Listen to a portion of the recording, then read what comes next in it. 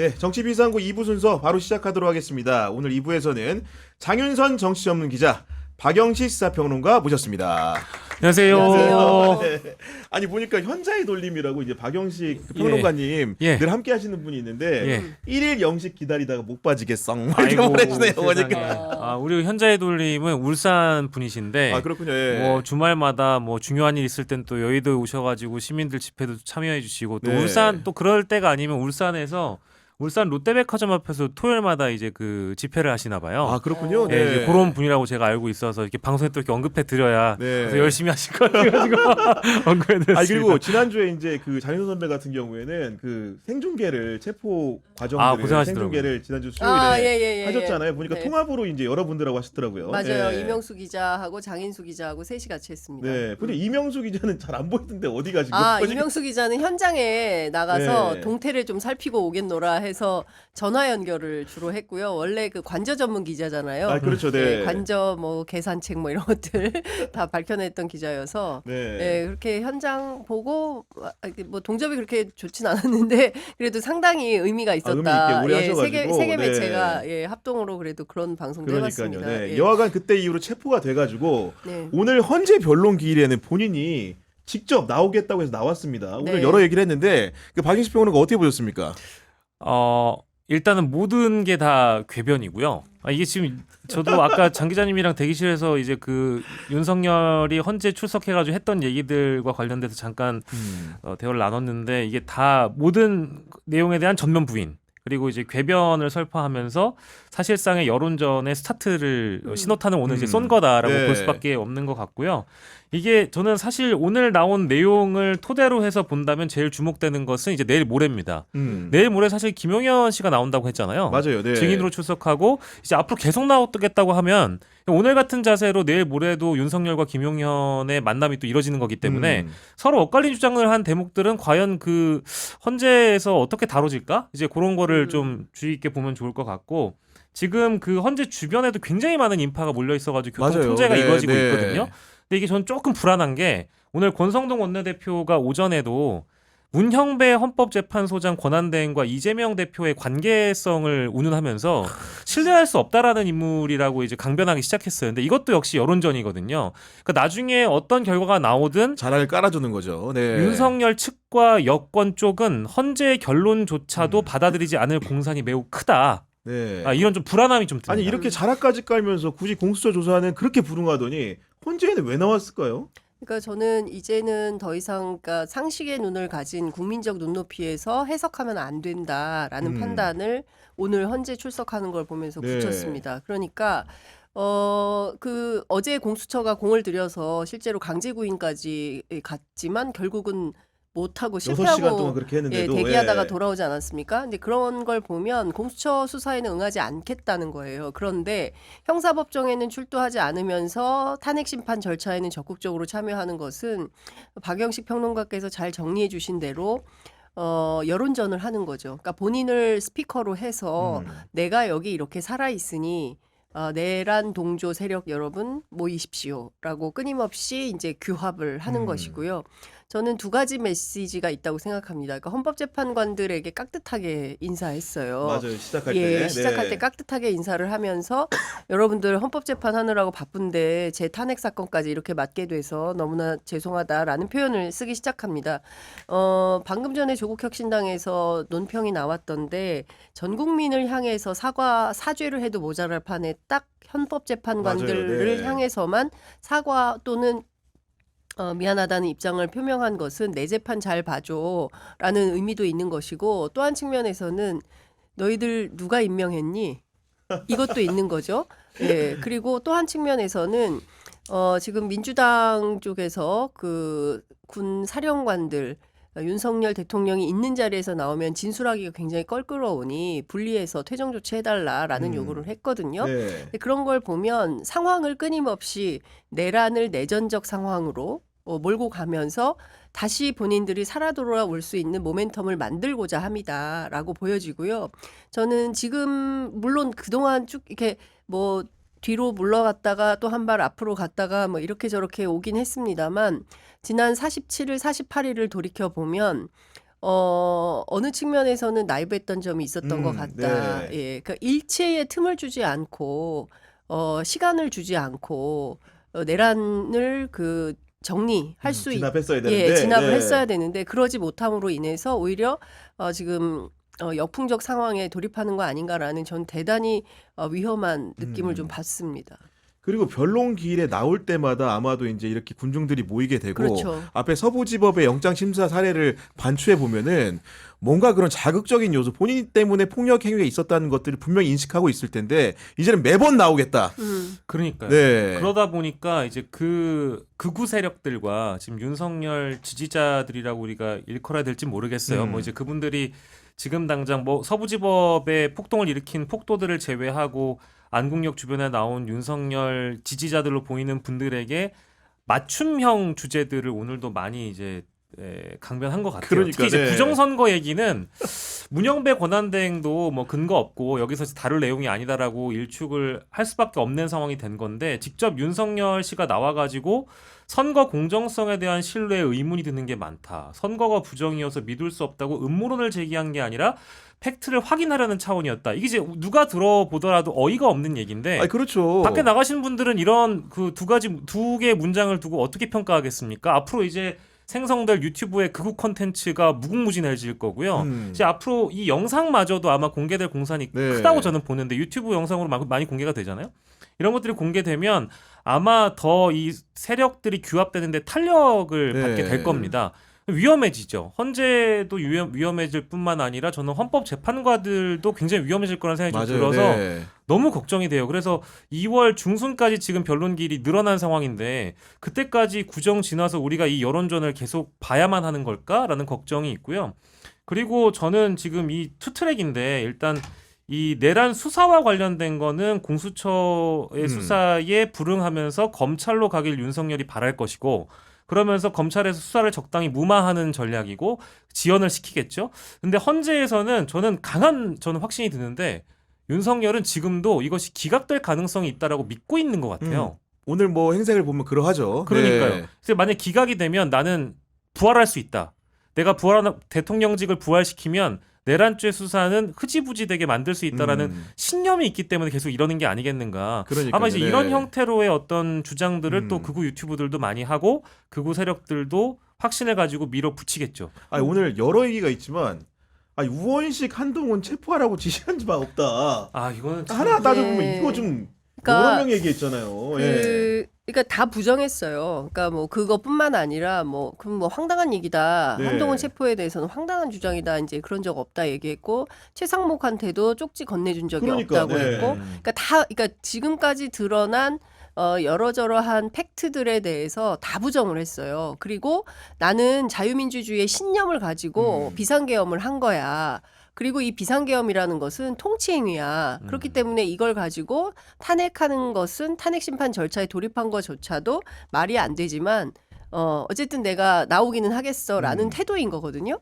근데 종합을 해보면 홍장원 국정원 1차장 전화 받다가 이거 미친 엑스로구나 하고 그냥 그러니까, 전화를 끊어버렸다는 네. 거잖아요. 그런데 이제 그것만 앞단의 진실만 있겠냐, 뒷단의 진실도 있고 더 밝혀야 되는 여러 가지 사실관계들이 있을 것이다라고 저희들이 이제 추론을 하고 있는 거 아니겠습니까? 근데 그 홍장원 차장만 얘기한 게 아니에요. 그 밖에 다른 사람들도 그럼요. 그 네. 뭡니까 우원식, 그 다음에 한동훈, 그리고 누구지 이재명. 이 세 사람에 네. 대해서 체포하라고 한 거는 그 명령을 받은 군인들이 있지 않습니까? 네. 사령관들이. 그리고 직접 전화를 받아서 대통령으로부터 문짝도 뜯고 뭐 도끼도 뜯고 뭐 도끼로 뭐 쳐서로 들어가서 총을 쏴서라도 뭐 등등의 수많은 팩트들이 나왔는데 그걸 다 부인한다는 것은 참으로 뻔뻔한 거죠. 예, 참으로 뻔뻔하고 그리고 네. 급기야 제가 그 얘기도 어느 자리에선가 했던 것 같은데 이제 김용현이 시켜서 했다라는 말 할 거예요. 나는 생각이 없었는데. 예. 김용현만 처벌받으면 되는 것처럼. 그렇죠. 네. 그렇게 이제 호도할 가능성이 저는 매우 높다고 생각을 하고 저는 우리 언론이 이제 윤석열의 주장을 또 따옴표 저널리즘으로 계속 보도를 하게 될 텐데 네. 반드시 논평 기능이 필요하다. 예. 그리고 참과 거짓을 가려주고 그리고 네. 팩트 체크 반드시 해야 될 거라고 생각을 하고요. 그리고 저는 최근에 정부 관계자들, 경찰 관계자들 최상목 대행을 비롯해서 굉장히 아주 그 애매모호한 스탠스로 양비론적 태도로 임하고 있어요. 맞아요. 네. 옳은 건 옳은 것이고 아니 흰 것은 흰 것이고 검은 것은 검은 것이지 중간이라는 게 있을 수 없는 거잖아요. 그럼요. 그런데 네. 둘 다 애매한 스탠스를 취하면서 국민들을 교란시키고 있는 거죠. 저는 굉장히 부당한 태도라고 생각합니다. 그러니까 전반적인 흐름이 아까 이제 장윤선 선생님 말씀해 주신 것처럼 김용현한테 이제 예를 쉽게 얘기해서 범죄 사실은 덮어 씌우고 네. 그걸 통해서 자기가 부활의 여건을 만들어야만 그렇습니다. 결국 내가 살아야 김용현도 산다. 그렇죠. 이런 전략적 그 그렇습니다. 연대나 예. 제휴가 아닌가 싶고 결국은 목요일 날 변론길에 김용현이 나오더라도 우리가 생각하는 갈등상이 그려지기보다는 뭔가 합을 맞춘 것처럼 네. 그런 식의 진행이 될 가능성이 높다. 이렇게 좀 보이거든요. 맞아요. 네. 저도 내일 모레가 기대가 되기는 합니다만은 네. 실제 뭐랄까 제가 원하는 그림은 안 나올 것 같아요. 둘이 뭐 어떤 티키타카가 있다라든지 그 주장이 엇갈리는 상황은 결론적으로 펼쳐지지 않을 가능성이 좀 높겠다. 게다가 뭐 이미 오늘 윤석열이 밝힌 내용을 김용현이 당연히 전해 듣겠죠. 그렇게 된다면 내일 모레 뭔가 언제 그랬냐는 듯 기존에 있었던 보도와는 다르게 입장을 바꿀 가능성도 네. 저는 뭐 충분히 있다고 보고요.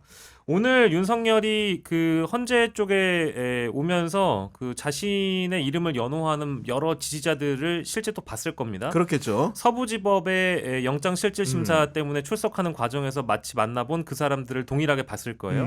저는 참 사악하다고 느껴지는 게 뭐냐면 이번에 서부지법이 폭도들에 의해서 사실상 붕괴 직전까지 가버리는 그런 상황에 대해서 윤석열이 뻔뻔하게 평화적 시위와 집회를 해야 된다라는 메시지를 발신했잖아요. 분노는 또 이해한데. 예. 근데 그게 매우 위선적인 발언이라고 저도 생각했는데 오늘도 그 사람들을 보고 장외 여론전을 이렇게 시도를 하면서 여론을 뒤집을 가능성이 나에겐 충분히 있다라는 확신을 또 얻었을 것 같아요. 네. 그래서 저는 매우 불안합니다. 뭐 내일 모레 상황뿐만 아니라 앞으로 이제 펼쳐질 변론기일 전 과정을 윤석열이 나오게 된다라고 한다면 아마 지금 저희가 초반에 걱정했던 그런 문제점들이 오히려 더 커질 것 같고 현실화되지 않도록 일단 막아야 되는 것이 중요한데 이 폭도의 무리들이라는 게 우리의 상식을 뛰어넘는 사람들이기 때문에 네. 서부지법이 그렇게 위기에 놓이는 걸 보고 저는 굉장한 충격을 받았거든요. 아마 전 국민 트라우마를 느끼셨을 텐데 어떻게 될까 걱정이네요. 저는 헌재가 좀 서둘러야 된다는 생각을 합니다. 동의합니다. 예, 헌재가 서둘러서 대통령직을 이르게 파면 결정을 내리고 이 상황을 조기에 종식하지 않으면 전 국민이 우려하는 바대로 내전적 상황으로 이미 돌입한 거예요. 저는 그렇게 보입니다. 이 내전적 상황을 계속 끌고 가면 나라 망하는 거예요. 그렇죠. 들통납니다. 네. 그렇습니다. 이미 그런 분위기예요. 그리고 생각보다 전선이 넓어졌습니다. 그러니까 12.3 내란이 있고 빠르게 일거의 한덕수부터 탄핵을 시키면서 조기 종식할 수 있는 기세를 잡고 그런 면에서 조금 저는 민주당에 대한 아쉬움이 좀 있습니다. 기세를 잡고 국민을 믿고 용기 있게 나갔어야 되는데 정치적 고려를 저는 상당히 한 걸로 보여요. 그래서 최상목 지점에서 타협을 일정 정도 했는데 저는 여기서 출구가 별로 없어 보입니다. 그러니까 최상목 대행이 거부권 행사할 걸로 보이거든요. 특검법에 네. 대해서. 그러나 아시는 것처럼 특검법은 국민의힘이 요구하는 거 다 들어주었어요. 근데 이 사건을 수사하면서 나왔어. 관련된 네. 인지 사건은 어느 특검에나 다 들어가 있는 네, 거예요. 그러니까요. 네. 역대 특검 모두에 다 포함돼. 그러면 관련해서 수사하다가 인지한 걸 그럼 수사를 안 합니까? 그거 당연히 해야 되는 거예요. 그거는 상식의 범주인 건데 이 네. 상식의 범주에 포함된 것마저도 부당하다고 주장을 하고 나서기 때문에 이거는 사실상 대화가 어려운 국면으로 가는 겁니다. 근데 최상목 대행이 중심을 잡아야 되는데 끊임없이 중심축을 바꾸고 있어요. 그때 그렇기 때문에 최상목 대행은 헌법재판관 2명 임명한 것 이후로 더 이상 기대할 것도 없고 기대할 수도 없고 기대해서도 안 되는 분위기로 가는 거예요.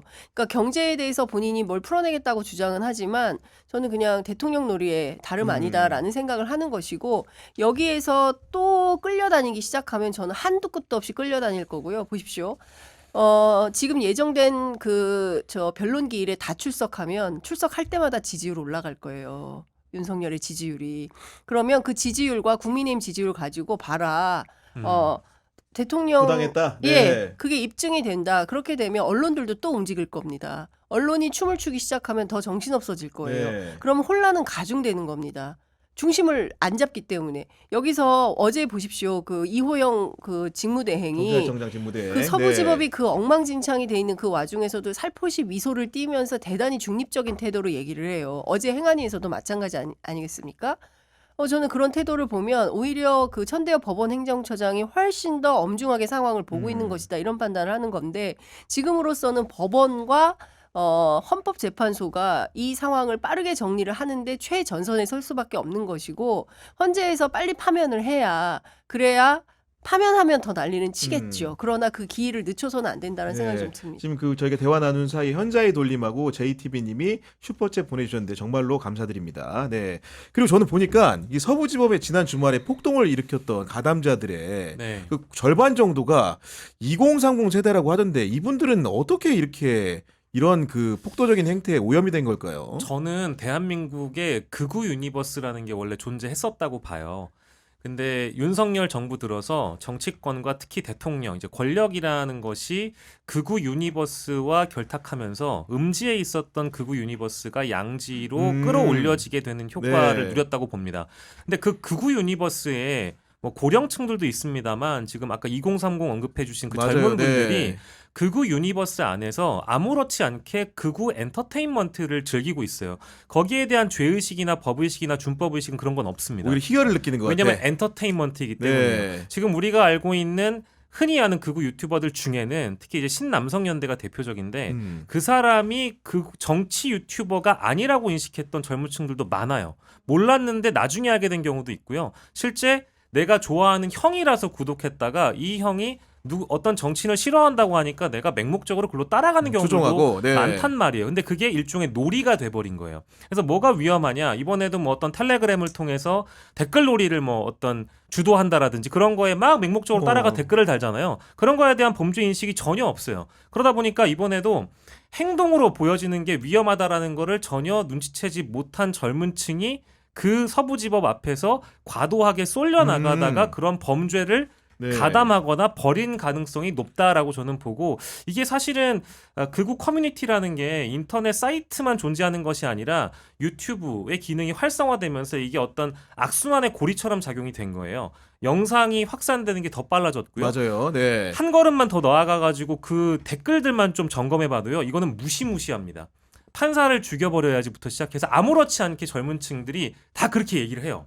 잡아 가둬야 된다, 뭐 빨갱이, 좌파 이런 얘기는 뭐 예산 일이에요. 너무 흔한 일입니다. 너무 흔한 일처럼 벌어지기 때문에 이 극우 유니버스의 극우 엔터테인먼트가 겹쳐지고 음지에서 양지로 끌어올려지면서 젊은 층이 이거를 놀이 문화처럼 즐기고 있다는 게 더 문제라고 봐요. 근데 이거를 저는 가족이나 주변 분들이 좀 인지시켜 줘야 된다라는 좀 생각은 들어요. 저도 네. 주변에 많이 탐문해 보는데 저도 모르게 제 지인 누군가가 그걸 즐기고 있었던 것도 실제 봤거든요. 정말로? 네. 근데 몰랐다는 거예요. 뭐 이제 헬스 채널인 줄 알았다.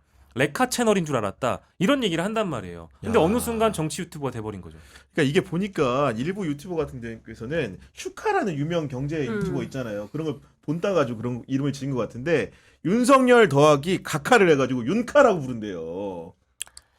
근데 제가 한숨이 나옵니다, 진짜. 지난주인가 예. 지지난주에 이제 제가 그 한남동 관저 시위에 갔다 온 현장 제가 설명을 드렸지만 생각보다 젊은 층이 많다. 그리고 그 5살, 6살 꼬마한테 성적이 들려가지고 데리고 나온 엄마들도 꽤 있더라. 근데 최근에 헌법재판소 갔다 온 이정주 기자 말이 임산부 배지 있잖아요, 핑크색. 네. 그런 사람들도 헌법재판소 앞에 나와 있더라라는 얘기예요. 그러니까 2030에 남성들만 아니라 여성들도 상당히 가 있는 거다. 네. 그러니까 제가 보기에는 여성 남성을 가르는 거는 무의미하다라는 생각이 좀 들어요. 그런데 이제 끊임없이 갈라치기를 하는 거죠. 이준석 이후로. 근데 지금 보면 젊은 세대가 이번에 이제 전체 한 50 몇 %가 이제 그 된 거라는 거잖아요. 네. 근데 DC 갤러리라는 네. 그 극우 커뮤니티 사이트에 김성애 의원이 쭉 추적을 했더니 정문만 고집하지 말고 후문을 노려라. 뭐 이런 글들이 올라와 이 조언 있었다는 글이 거예요. 올라와 있고. 예. 그리고 네.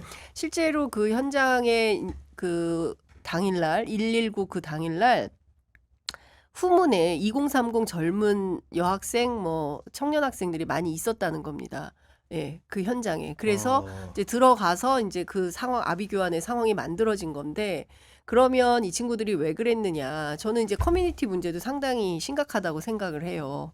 그러니까 좀 세대별로 커뮤니티가 있는 것 같아요. 그러니까 맞아요. 커뮤니티를 네. 통해서 기자들이 취재하고 뭐 이런 것도 오래됐지만, 그게 일종의 이제 고착화되면서, 말씀하신 대로 자기들만의 어떤 성 안에 있는 거죠. 그 안에서 뭐 배설 비슷한 글도 맞아요. 네. 욕설도 올리고 뭐 남에 대해서 뭐 비난도 하고. 근데 핵심은 저는 혐오라고 생각하거든요. 혐오. 그러니까 혐오를 끊임없이 조장하고, 그게 뭐 중국인에 대한 혐오가 됐든 외국인에 대한 혐오가 됐든 소수자에 대한 혐오가 됐든 여성 혐오가 됐든 이런 방식으로 온라인상에서 구축해 놓은 그 커뮤니티의 힘이 결국에는 폭도가 되어서 나온 거죠. 그러니까 저는 그게 온라인에서 우글우글 하던 그 세력들이 이제는 오프라인으로 나오기 시작한 거고, 그것은 우리뿐만 아니라 해외도 마찬가지잖아요. 그러니까 유럽도 그렇고 미국도 그렇습니다. 그렇고 네. 이제 그런 현상들이 있는 거기 때문에 그런 차원에서 보면 그 우리 사회의 어떤 그 자정 기능 이런 게 다시 한번 발동할 필요가 있는데, 저는 여기에 중심 주축이 있으니 그게 바로 국민의힘 아닌가 싶은 거예요.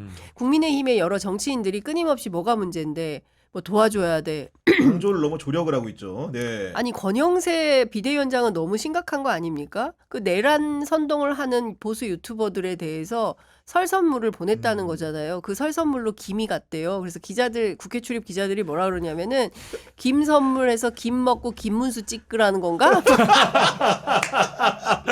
그런 얘기까지 지금 기자들이 하고 있어요. 그 근데 생각은 못했는데. 네, 그 얘기도 하고 네. 있고, 그러니까 저는 또 다른 측면에서 참담한 생각이 드는 게 극우 유튜버들이 자기들이 대한 언론이라고 얘기를 한다는 거예요. 얼터너티브 미디어.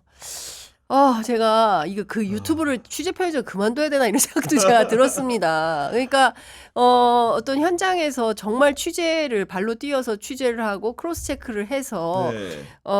이를테면 검증된 얘기만, 네. 검증된 이야기를 하고 있는 그런 대한 언론 매체들하고 그냥 얼토당토하는 가짜 뉴스를 허위 사실, 허위 조작 그런 것들을 막 퍼뜨리는 그런 그 극우 유튜브들하고 동등하게 동등하게 취급받으니까. 그냥 너무 김도 안 불쾌한. 받으셨잖아요 지금. 김은 뭐예요? 김은커녕 감도 못 받았어요. 그러니까, 네. 아니 그리고 받을 이유도 없어요. 기자가 그렇죠. 왜 받아요? 받습니까? 네. 제가 예전에 국회 출입할 때 정치인들이 뭘 돌려요 설 선물로. 절대 안 받습니다. 예. 그러니까 김영란법 만들어지기 전부터 안 받아요. 무슨 심지어 어떤 그 정치인들은 그래요. 우정을 나누는 차원에서 고추장인데 이것도 안 받을 거야?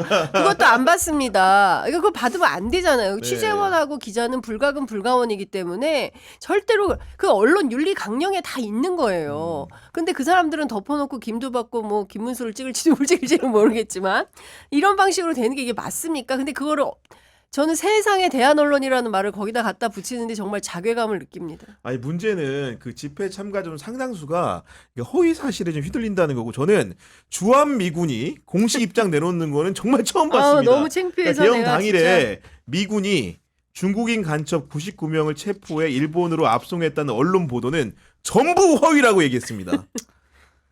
근데 그렇게 나왔잖아요. 그럼 이제 믿어야 되잖아요. 네. 안 믿을 거예요.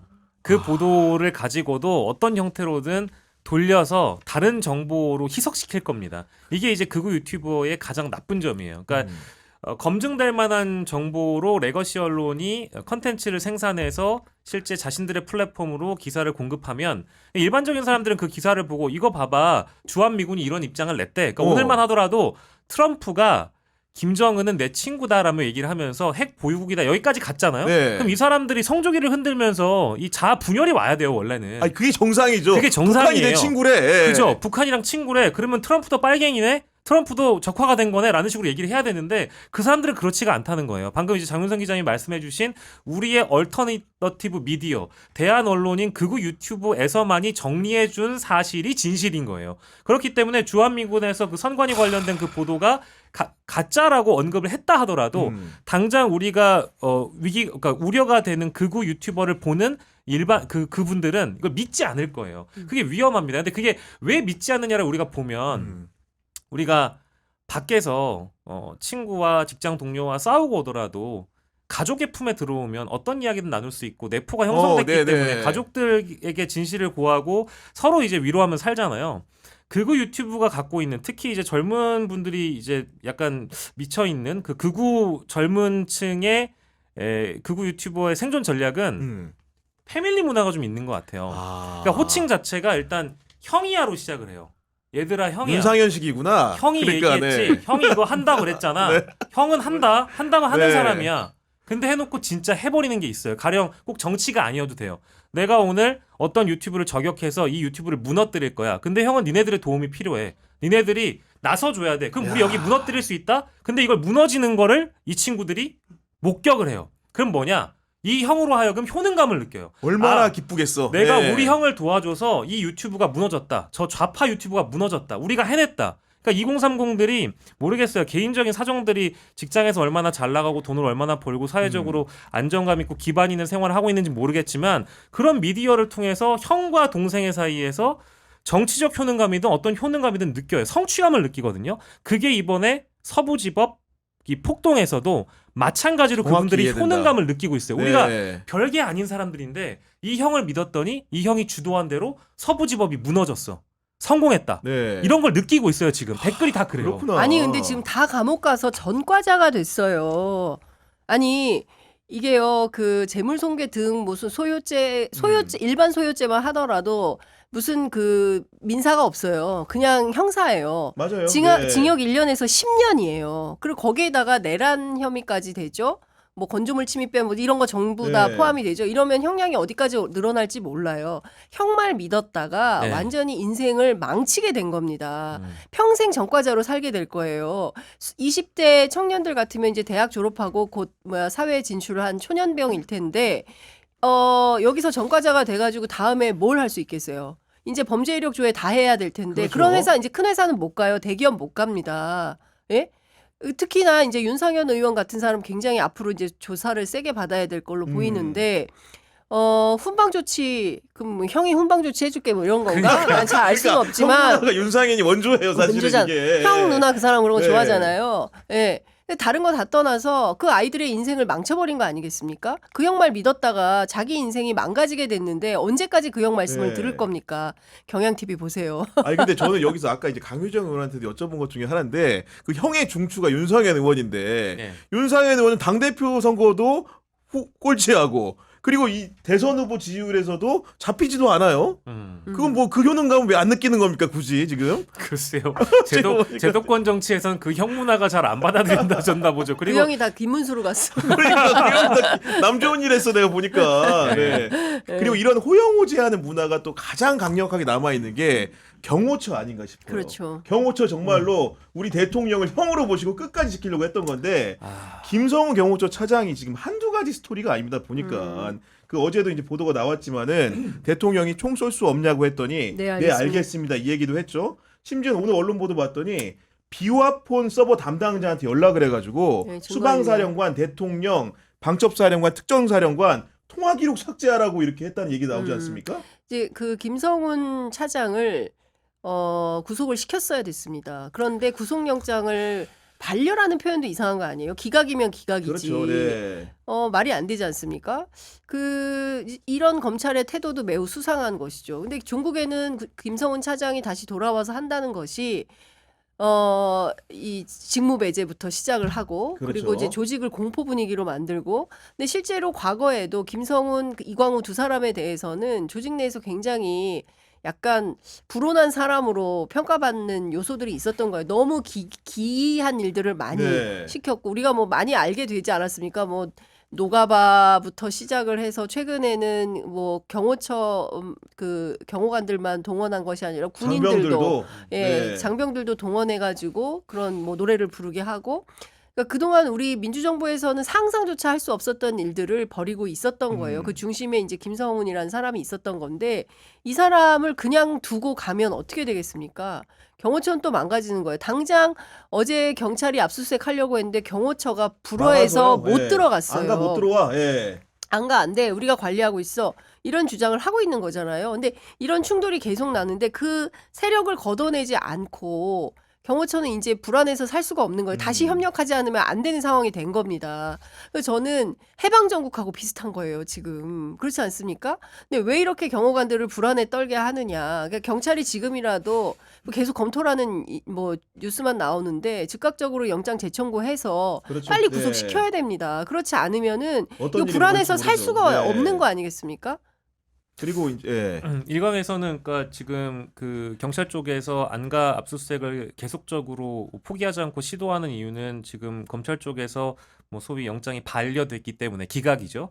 기각됐기 때문에 구속영장을 받을 명분을 지금 쌓고 있는 거 아니냐 이런 분석도 있습니다만 네. 이게 저는 지연된 정의는 정의가 아니라고 생각해요. 이미 차고 넘치는 행위와 증거들이 쌓여 있는데 이 경호처의 강경파들을 이렇게 외부에 둔다라는 것 그리고 이미 뭐 학폭으로 따지면 누가 그런 비유도 하셨던데 가해자를 피해자와 짝꿍 만들어 놓은 꼴이에요. 맞아. 지금 그렇지 예. 않습니까? 그렇죠. 이건 인권적 차원에서도 진짜 문제가 될 경비를 만한 해도 행위예요. 모자를 판인데 그죠? 당연하죠. 예. 그러니까 오죽하면 경호처의 직원들이 이제 언론을 통해서 지금 이 경호처 내부가 얼마나 무력감과 공허함을 느끼고 있는지 알고 있냐. 게다가 위기감까지 들고 있다. 이제 이런 얘기가 나오는 거고. 그걸 또 색출한다는 거잖아요. 그러니까요. 지금. 그러니까 뭐 물론 김성훈 경호처 차장은 그러지 않겠다라고 뭐 공언을 하지만 네. 어떻게 믿습니까? 지금 여전히 김신, 이광우, 김성훈 이 트리오가 남아 있는 그런 상황이기 때문에 안심할 수가 없다는 생각이 들고 저는 여러 보도로 확인을 하고 있습니다만 이거는 2차 내란이었어요. 맞아요. 네. 1차 내란 이후에 윤석열은 경호처를 동원해서 2차 내란을 벌이기로 작정을 했던 겁니다. 총기 사용이라든지 이런 게 실제 준비가 됐었고 김성훈이 스스로 네 알겠습니다 했다라는 거 아니에요. 그러면 이것은 실제 시민 제복 입은 시민인 경찰관들에게 총을 쏠 마음을 가지고 2차 내란을 획책했다라는 것밖에 안 되는 거거든요. 지금 모든 상황이 다 그런 것 같아요. 그러니까 1차 내란은 군을 동원한 내란이었고 2차는 경호처, 3차는 이제 시민들을 동원한 자신들을 지지자를 동원한 서부지법 폭동이었기 때문에 3차 내란이었다. 그러니까 내란은 지금 유지되고 있는 겁니다. 그러니까 이런 상황에서 검찰이 반려라는 이름으로 언론 플레이를 하면서 영장을 기각했다는 거는 저는 이건 받아들일 수가 없는 것 같아요. 아니 그리고 경호처 같은 경우에 보면은 지금 정말 뜨악한 기사들 많은데 그 사상 무장도 시킨 거잖아요. 예를 들면 김성훈 차장이 중앙일보 보도에 따르면은 경호처 간부들 모아놓고 좌파 간첩 잡는 유튜브 동영상 공유하고 그거 유튜브 보라고. 탄핵 이제 관련된 탄핵안이 가결된 이후에는 네. 뭐 반대 서명 운동까지 시켰다는 거 그러니까요. 아니겠습니까 예. 지금? 그러니까 지금 김성훈을 걷어내지 않고 경호처 정상화는 기대할 수가 없습니다. 그리고 제가 경호처 취재할 때 가장 많이 들었던 얘기 중에 하나는 그 소위 이제 김건희 라인을 붙잡고 그리고 이제 용현파를 자임하면서 차기 경호처장은 나다. 그러면서 끊임없이 이제 가스라이팅을 시켰다는 거예요. 이제 특히 이제 과부장급들의 중간 간부들한테 계속 그런 세뇌 같은 거를 시키면서 윤이 돌아온다. 그때는 너희들 줄 잘 서라. 뭐 이런 얘기를 했다는 것이고.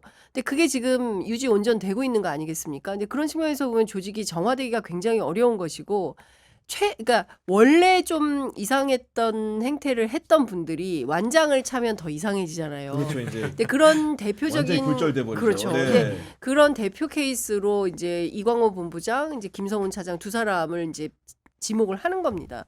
근데 저는 이 상황이 계속되면 경호처는 저는 거의 뭐 와해 분위기로 갈 수밖에 없을 것 같다라는 생각이 좀 듭니다. 그러니까 윤석열에게 맹종하지 않으면 나머지는 다 그 완전히 그 고립도는 그러니까요. 네. 그렇게 시킬 거 아니겠어요? 그러니까 그런 거 보면 정상적인 회사 생활하기가 굉장히 어려운 거죠.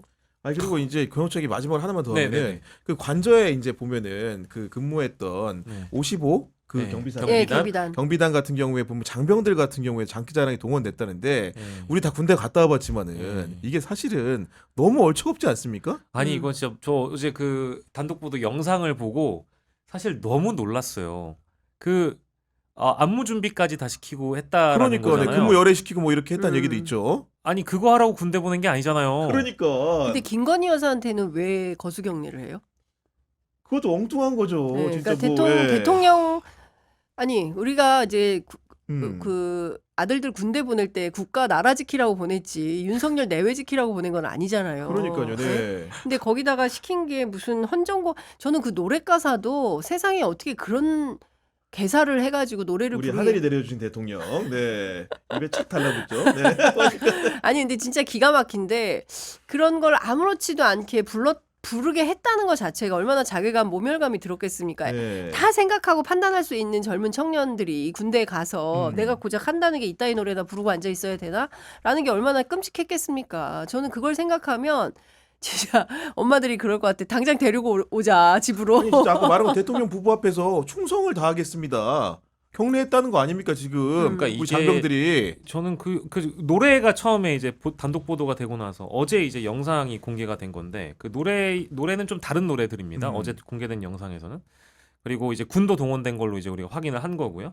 그러니까 이게 손바닥에 왕자를 쓰더니 지가 왕인 줄 알았나 봐요. 진짜로. 이게 민주주의 국가를 우리는 다 살고 있었는데 네. 경호처와 대통령실 내부는 전제군주제, 그러니까 왕정 시대를 그들끼리는 살고 있었던 것 같아요. 정말 매우 저는 심각함을 느끼고, 그러니까 저는 이걸 보고도 이런 영상이 나왔는데 어떻게 민주주의라는 체제 하에서 정당인으로서 대통령의 탈당을 요구하지 않는 거지?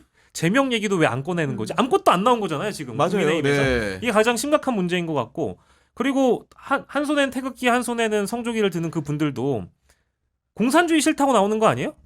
이재명 구속하자라고 외치면서 동시에 뭐 좌파들은 다 북한으로 가라 이런 식의 메시지와 구호들을 날리던데 네. 우리가 그간 보았던 경호처를 동원한 윤석열과 김건희에게 충성을 맹세한 이 경호처의 분위기가 이거는 공산주의 아닌가요? 이게 바로 김정은 맞아요. 나라에서 하는 네, 거잖아요. 네. 그럼 이게 약간 자아분열적 양상 아닌가요? 나 이걸 보고 나서 어떻게 이런 사람을 두고 자유민주주의 수호를 한다라는 외침을 할 수 있는 건지 전 이해하기가 어렵고, 그분들은 그렇다 치더라도 현실 정치를 하고 있는 국민의힘 의원들은 정신을 좀 차리셔야 될 것 같아요. 이렇게 해가지고 대선을 어떻게 치른다는 얘기인지 전 도무지 이해가 안 갑니다. 그러니까 김 주고 치는데잖아요. 예? 아니 근데 김문수로요? 제가 어제 이제 국민의힘 내부를 좀 그나마 정상적이라고 판단되는 네. 국회의원들 전화를 좀 돌려봤어요. 근데 주로 어떤 얘기를 하냐면 첫 번째 우리 많이 좀 혼내주세요. 예, 국민의힘 좀 오히려? 예, 네. 언론이 국민의힘 많이 야단쳐야 됩니다. 지금 정상 아니에요. 의총 해보면 극우 유튜버들보다 더 센 얘기예요. 그러니까 옮기기가 어려운 정도의 수준이에요. 그리고 뭐 무슨 말도 안 되는 뿌락지 이런 거 얘기하고 있으니 그러니까 내부에 이제 밀고자 예, 있다고. 뭐 네. 그런 기가 막힌 수준입니다. 그래서 언론이 국민의힘 많이 야단쳐야 된다. 오히려 저한테 당부를 하더라고요. 우리 좀 많이 혼내주세요. 각종 방송에 출연하셔서 국민의힘 비판 많이 하셔야 됩니다. 이런 얘기를 하고 있고요. 제가 그러면 의원님 탈당하셔야겠네요. 그랬더니 극우가 이제 대세가 되면 탈당을 할 텐데 우리 당 그렇게 안 갈걸요? 라고 얘기를 해요. 그래서 그게 무슨 얘기입니까? 지금은 윤이 필요하니까. 그리고 비대위 끝나면은 당내 경선 해야 되잖아요. 당대표 경선 할 때는 정광훈 표가 필요하다는 거예요. 그러니까 정광훈 표를 먹기 위해서 저렇게 하는 것이고, 그게 끝나면 윤 버립니다. 그리고 적극적으로 대선판이 되면 그때부터는 윤과 차별화할 거고, 언제 그랬냐는 듯이 화장 확실히 바꾸고, 안면몰수한다. 예, 네. 안면몰수하고 완벽하게 이름 바꾸고 정당 이름 바꾸고 다 바꿔서 중도가 포섭될 수 있는 그런 정당으로 표변할 거다. 국민의힘 아시잖아요. 이렇게 얘기를 해요. 그러니까 이게 국민의힘 의원들이 하는 얘기입니다. 네. 그러니까 저는 이런 거예요. 그 당 안에서 진짜 답답하고 힘들겠지만 자기네들은 그 이유를 알기 때문에. 근데 동창력을 저는 알기 때문에. 그렇죠. 근데 그 자체도 저는 좀 비겁하고 비굴한 선택이라고 생각을 하는데 뭐 민주당에서 정치하기 어려우니까 그런 거 아닌가 싶습니다. 그 2016년에 박근혜 탄핵 정국 이후에 이제 그 분파됐던 이른바 개혁 보수들 바른정당의 사례를 들어서 저한테 비슷한 얘기를 해주시는 분들도 계시더라고요. 한번 해봤는데 이 개혁 보수라는 게 막상 나가서 활동해보고 상식적으로 합리적으로 접근을 해봐도 세력이 안 붙는다는 거예요. 좀 더 극단적으로 가고 좀 더 뭐랄까 눈뭉치를 굴릴 수 있는 쪽은 지금 바로 이 전통 보수들과 정통 보수들 내지는 극우화된 보수들까지 네. 지금 떠안고 가야 이게 세력이 결집이 된다라는 거예요. 그럼 나중에 개혁 보수 타이틀 걸고 선거 어떻게 치르냐? 저번에 해보니까 너무 힘들던데 도저히 안 되겠다라는 거죠. 그런 현실적인 측면도 함께 고민을 하는 것 같다라는 거고, 아까 저희가 그 검찰 얘기는 반드시 해야 되는데 저는 지금 아까 장 기자님이 말씀하신 분들 중에 지금 정부 측, 그러니까 대통령실 저 한패라고 보고요. 최상목 그리고 내각에서도 여전히 한패가 내란 세력이 남아있다라고 보고요. 국민의힘 저는 사실상 내란 정당이라고 보거든요.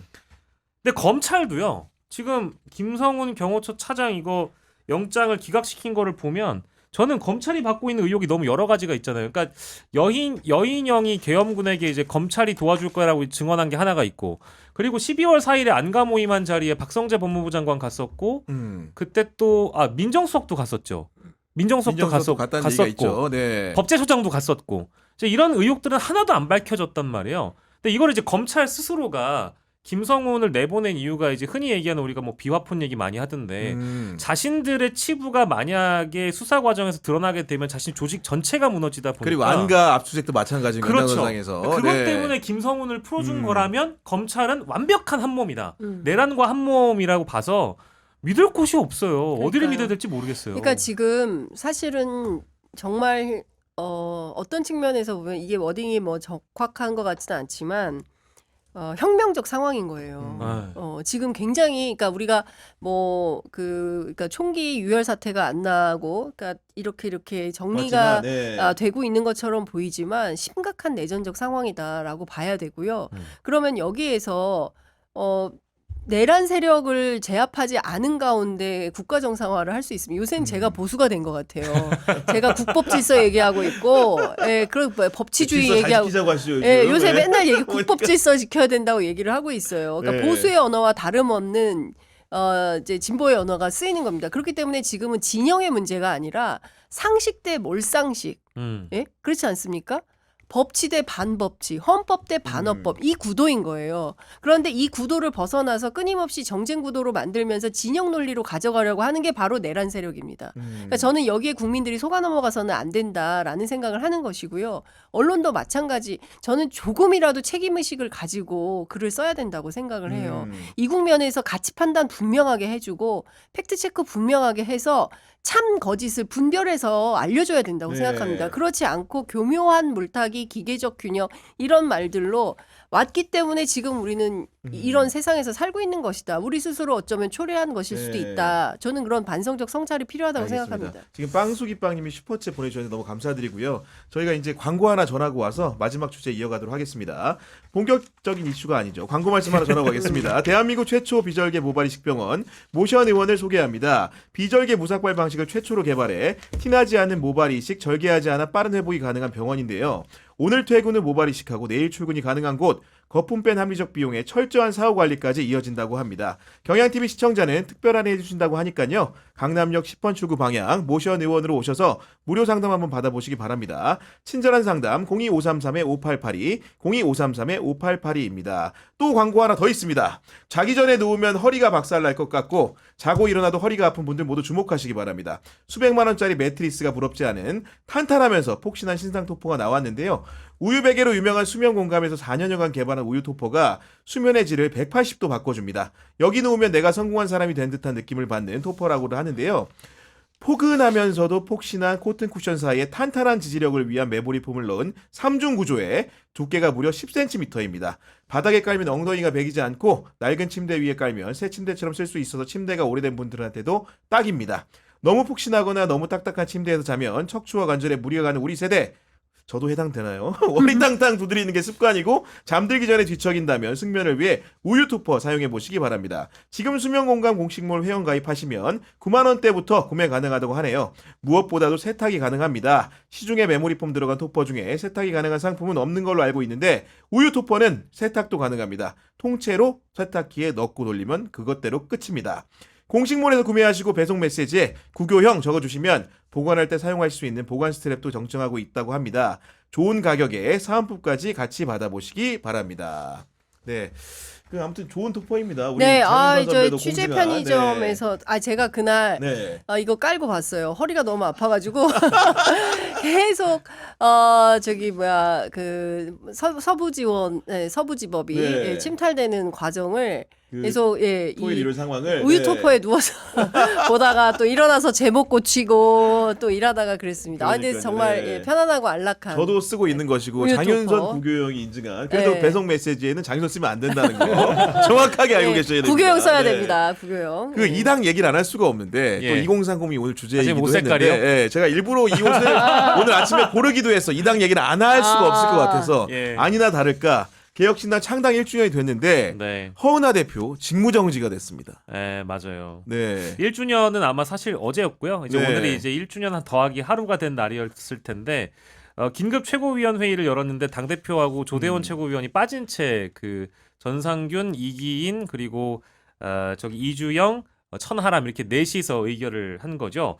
그러니까 사무총장도 물론 이제 같이 있었습니다. 네, 근데 김철근 사무총장 부른 거죠. 예. 이게 사실은 뭐라고 얘기해야 될지 모르겠어요. 일단 공식적으로 지금 당 대표는 허은하 대표죠. 네. 그리고 허은하 대표가 해임한 전 사무총장이 있는 거고 전 정책위의장이 있었던 거예요. 네. 근데 이쪽은 다 이준석계라고 보는 게 맞습니다. 근데 이 두 분이 갑자기 긴급 최고위원회의에 들어와서 원래도 지금 공식적으로 열렸던 공개 최고위원회에 늘 참석을 해왔어요. 억지로. 네. 근데 그러다 보니까 물리적으로 갈등도 많았거든요. 그럼 이제 이런 상황에 만약에 다음에 최고위원회의가 열리면 나는 오늘 이 당대표를 당원 소환제를 통해서 이제 끌어내리려고 하는 이 어떤 결정에 대해서 의사결정에 대해서 동의하지 않으니 나는 참석하겠다라고 해버리면 또 물리적인 갈등이 벌어질 수도 있는 거거든요. 그게 첫 번째 일단 우려가 되고 두 번째로는 이걸 이제 법적으로 가져갈 수밖에 없는 상황이 맞아요. 네. 되어버린 거거든요.